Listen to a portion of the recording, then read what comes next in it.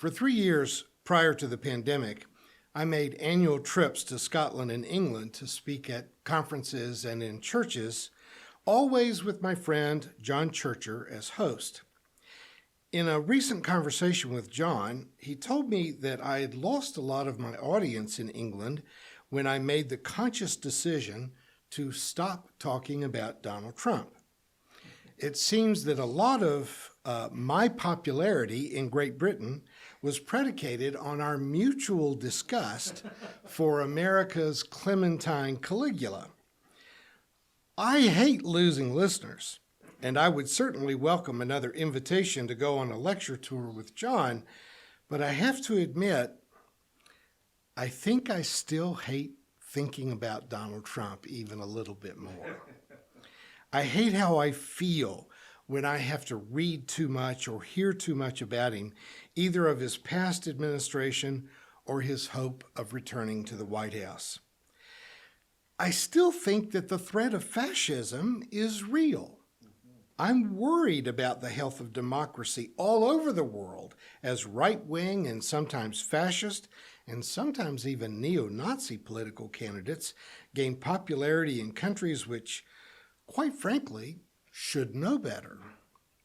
I understand that fear is a huge factor in politics, which often drives voters in the direction of a strongman leader, even if they may despise dictators or a loss of personal freedoms.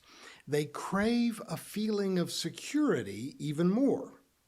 But there's something more at work in the world than the usual, more predictable political influences. For our entire lives, Western democracies have gone back and forth between more conservative or more liberal parties and leaders, but those changes didn't often break up marriages or divide families. The change of presidents from Jimmy Carter to Ronald Reagan in 1980 was very upsetting to me, but it didn't affect church attendance. In fact, it rarely even affected preaching. Talk about politics and religion has always been hazardous to family gatherings, making many holidays a time to dread. But over the past decade, the fractures around politics have become so deep and so wide that many families just don't even plan to get together anymore. Something is different now, and I have spent way too much time as an armchair sociologist trying to understand what has happened to my people, my friends, my family. America and the world have a lot of problems right now. Some of the most serious and the most dangerous of those problems are problems with fairly obvious and easy remedies. But in most cases, we seem to be incapable of even the most simple and effective things because we are so divided. No one will give an inch. Americans are so split down the middle by politics that we can almost never reach a majority to do anything meaningful. Clearly, it's imperative that we find a way to bridge this gap. We have to love America more than we love our own partisan views. Now, in my next sermon, to be released on August 2nd,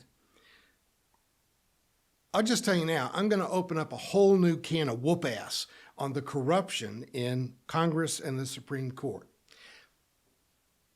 I'm almost ready to deliver it now. But the problems in our nation are too serious to mince words and too important for us to just call in sick of it all and drop out, stop watching the news, and stop caring. But before I vent my spleen fully, I want to say a pastoral word about trying to heal the divisions among us that make every problem so much more complicated and so much more difficult to resolve.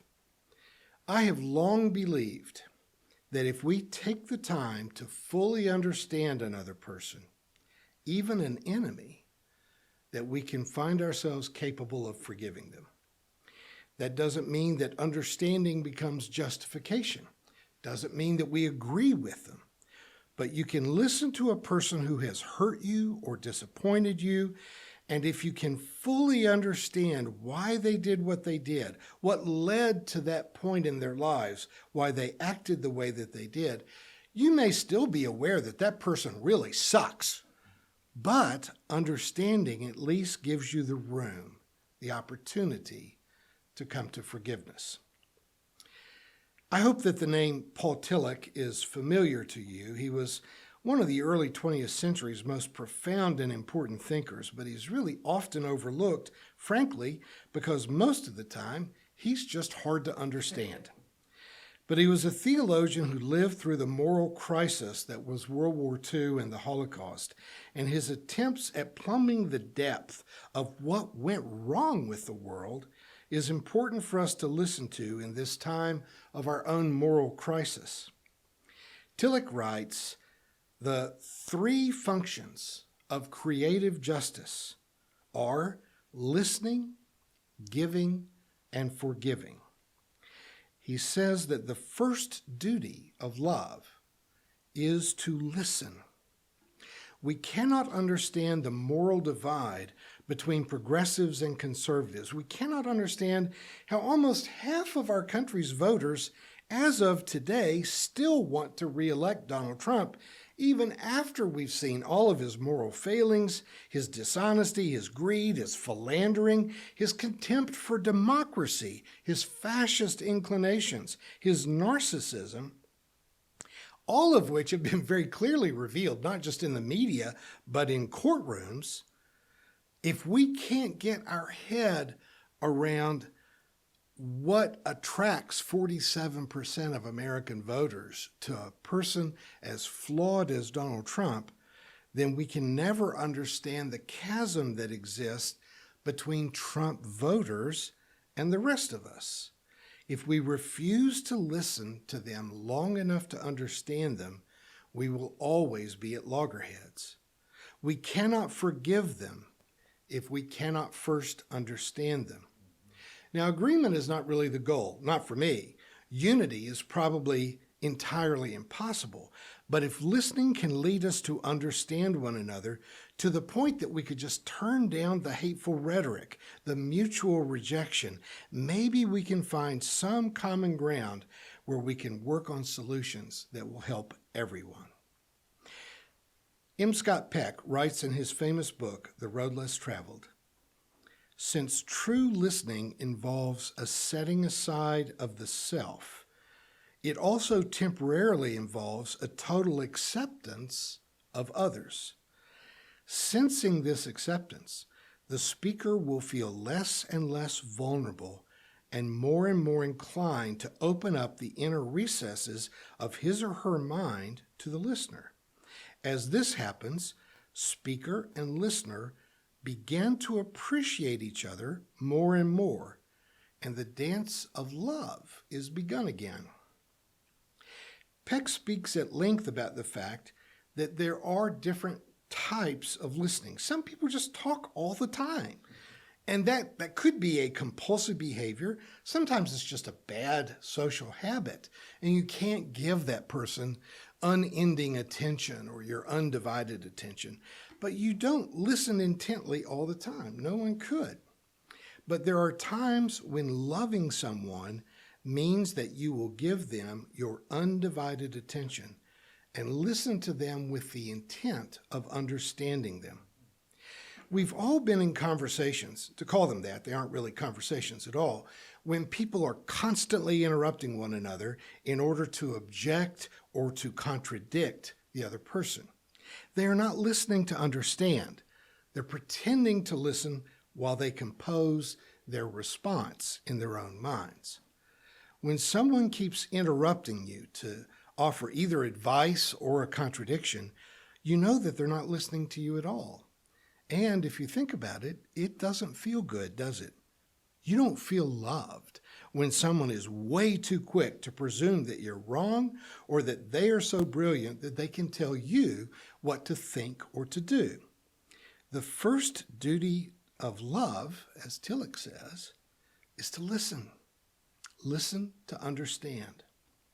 Most therapists who work with preteens or adolescents will keep a few board games in their office, chess or checkers. I've done this myself when I found myself needing to help a young person through a rough spot. They usually literally cannot put their feelings into words. They don't know why they're depressed. They don't know why they're angry. Some don't even have any idea why they have violent outbursts. They don't know why. In spite of warnings from their parents and classes at school, why they just started using drugs the instant that drugs were offered to them. They don't understand themselves. And I have sat in my office suffering through long, awkward silences, staring at a teenager who was just looking at the floor. The parents don't always think they're getting their money's worth when we do it, but a lot of us will just put up the chessboard and you spend your entire session playing chess. And you may think that not much happens in that kind of exchange, but in an unguarded moment, a kid who cannot articulate why they are in so much pain will just let something slip. If you just pay attention, if you're patient, if you spend the time with them in the process of playing the game, you can even see when their concentration is lagging. You can see how they react to losing a piece. And the patient will eventually reveal themselves to you. You would be surprised what a teenager will say in the midst of concentrating on trying to beat their counselor. In grad school, all through the years of my training in counseling, we had to write what is called a verbatim every week. We had to turn it in and discuss it with our supervisor every week. A verbatim is when you describe a counseling appointment and you just give a paragraph describing the patient that's coming in and what the circumstances were for the appointment. And then you write about a 25-page account of it. I said this, they said that, I said this in reaction, they said that. Of course, we didn't tape record our sessions, so we had to write our verbatims from memory at the end of the session. And to protect confidentiality, of course, you change some of the details. But unconsciously, we changed a lot of details to make ourselves look really smart when our supervisor read them. I don't know where they found this picture of the late Professor Liston Mills, because in the 5 years that he was my supervisor, I don't remember him ever smiling. However, the one time that Liston got really mad at me when he was reading a verbatim, Mills thought that I was forcing my client to come to terms with a past trauma that they were not ready to discuss. He shouted at me, "It is not your job to force a person to open up. It is your job to shut up and patiently listen until they are ready to open themselves up." Until he passed away a few years ago, I sent him 1 or 2 letters a year thanking him for that encounter. What he demanded of me in that day was crucial. When I remember to shut up and listen, a very troubled client sometimes manages to find their own way to a real breakthrough. I knew that I had only managed to keep my mouth shut because Mills had scared me to death that day and stressed how important it was to allow a person to talk until not only I could understand them, but until they could understand themselves, until they could hear what they were saying. You may think that you know your father or your mother or your children or your best friends, but I guarantee you there's 1,000 times more about them that you do not know than what you do know. You will never improve on your meager understanding of even the people in your own family if you will not give them the loving gift of listening to them intently. Our national divisions may be more severe right now than they've ever been. That's hard to believe since we have lived through a civil war and all of the riots related to organized labor in the early 20th century and the civil rights in the middle of the 20th century. But we have some unique things at play in our world that are truly unprecedented. For years now, I have attended every opera performed by our local opera And I have done that only because our music director is also the director of the local opera. And he knows that I'm there to support him. But he also knows that almost every opera bores me to death. It's almost impossible to get 21st century audiences to sit through 2.5 hours of classic opera, even when there's a translation projected above the stage, and even when you already know the storyline. No matter how impressive the score, no matter how amazing the voices of the performers are, it's too long, and it moves too slowly to hold your attention. Now, generations in the past loved going to opera. There was an opera house in every tiny town in America because they couldn't get enough of it. 2 hours, 3 hours, or more. At the end, people would rise to their feet and cheer and demand an encore. Our opera company has resorted to all kinds of fundraising efforts to get people to come. We have, once a year, opera stars singing Beatles songs accompanied by a rock band. We pull out the most famous arias from a dozen operas and just perform them as freestanding solos to raise enough money to put on a classic opera, which inevitably, the classic opera performances, lose a lot of money because it's almost impossible to get people to go. I buy 2 tickets and then spend a month begging people to go with me, trying to find someone that will use that second ticket. We have become a short attention span culture. A local mega church has started incorporating mixed martial arts, monster trucks, and even recently brought a tank into a morning church service to keep people's attention.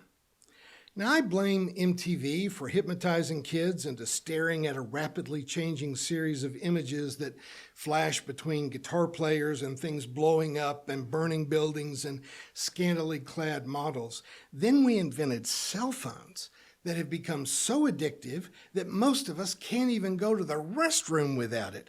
You have to be staring at short videos or games all the time because you're scared to death you might get bored for 30 seconds. Is it any wonder then that in the time that elapses between a McDonald's employee asking you, "Is this for here or to go?"